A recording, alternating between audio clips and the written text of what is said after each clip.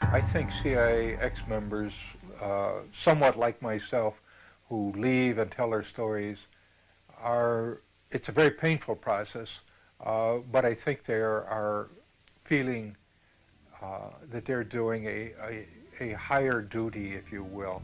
They're not just quitting and leaving and being quiet.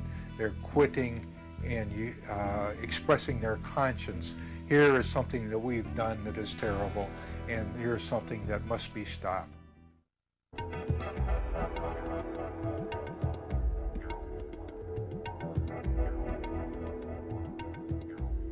I played 4 years of football at the University of Notre Dame, and we were undefeated for all 4 years, 3 national champions, and I was the first team right tackle.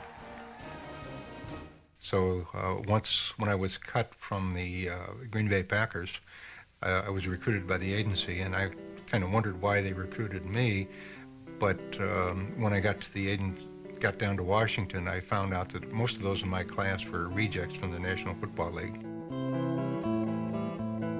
I went to an interview at the Chicago courthouse by a man who didn't identify himself or the agency that he was recruiting for, and he said that what I would be doing would be involved in fighting communism.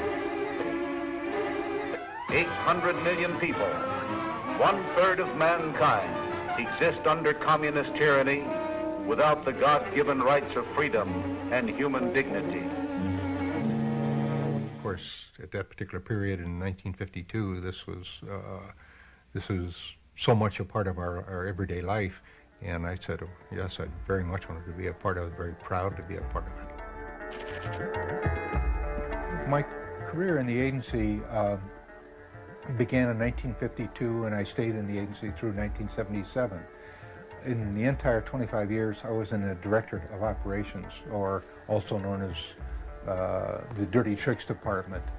My second tour in Thailand was probably the most important, where I was assigned to work with the Provincial Police, which is a 50,000-man national police force, in developing an effort to counter the growing insurgency and to gather intelligence on that insurgency. And the program there was to interview or interrogate everyone in the village over the age of, say, 12.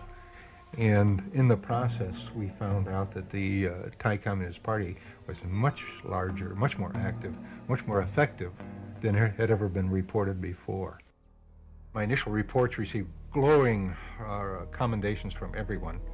And then all of a sudden, the program was shut down and I was sent home, and I couldn't understand this. I know now why they didn't want this information to be reported.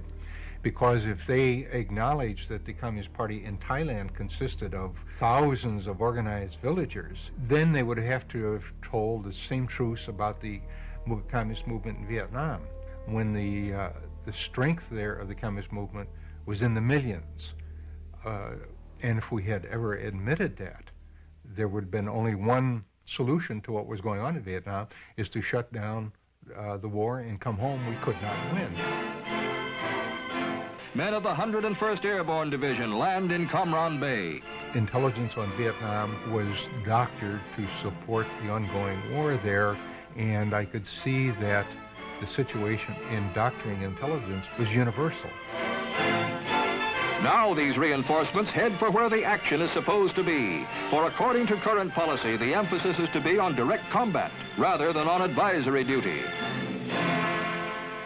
Wherever the agency had a covert action role or a policy role to implement, its intelligence was distorted, shaped, created to support that policy. It was, in many, many cases, it was nothing but fiction.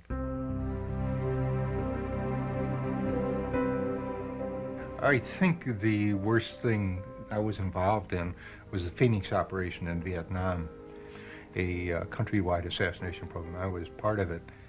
This was a program started by the CIA, funded by the CIA, recruiting people for the operation, training them to go out and kill or capture the Viet Cong. I came to realize later that we were shooting fish in a barrel, that most of the Vietnamese supported the other side, and we were the intruders, and the Vietnamese were fighting for their own liberation from foreign domination.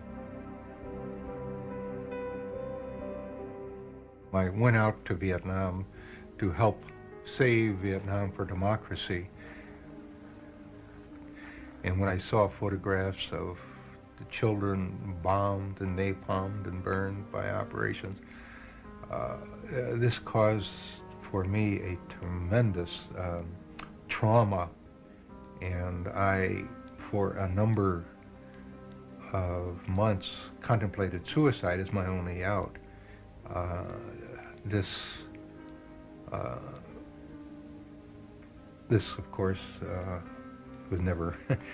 I finally got over that effort and thought, well, what I should do with my knowledge is try to bring this knowledge to the American people, so that there won't be further Vietnams, there won't be further abuses. And since that time, I've dedicated my life to exposing the agency. The CIA called him an analyst with few peers. Well, upon leaving the CIA, this man wrote a book about it called Deadly Deceits. And now he has compiled a one-of-a-kind database resource on the subject called CIA Base. Please, a big welcome for Ralph McGehee. I feel that I am doing what I should be doing, and in that sense I'm happy. I am not happy in the sense that no amount of criticism of the agency, no amount of revelation of his dirty deeds, no amount of exposure of the weaknesses of the agency has weakened the CIA. But I do feel that at some point all of this is going to be impact on the awareness of the American people, and at that time there will be an attack on the CIA.